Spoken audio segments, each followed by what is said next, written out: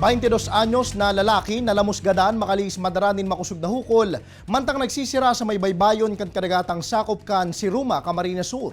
Uyan report ni Jessica Calinog. Mayo na nin buhay kan makabalik sa Pampangkan kadagatang sakop kan Barangay San Ramon sa Banwaan si Ruma, anhawa kan 22 anyos na lalaki.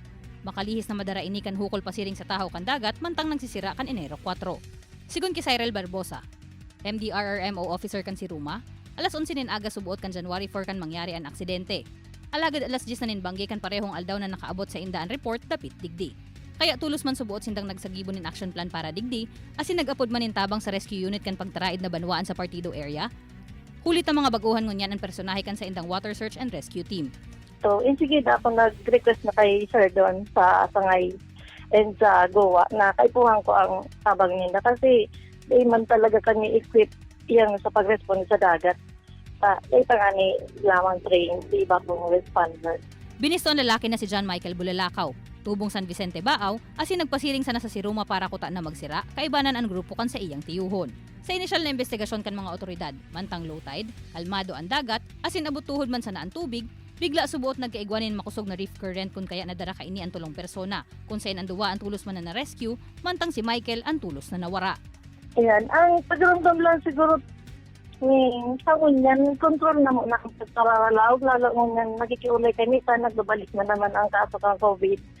Day na mo na sa lalo ngunyan amihan nung duman sa area ito, delikado na po talaga. Sa presente pigbibilarana ang hawak kaini sa indang residensya.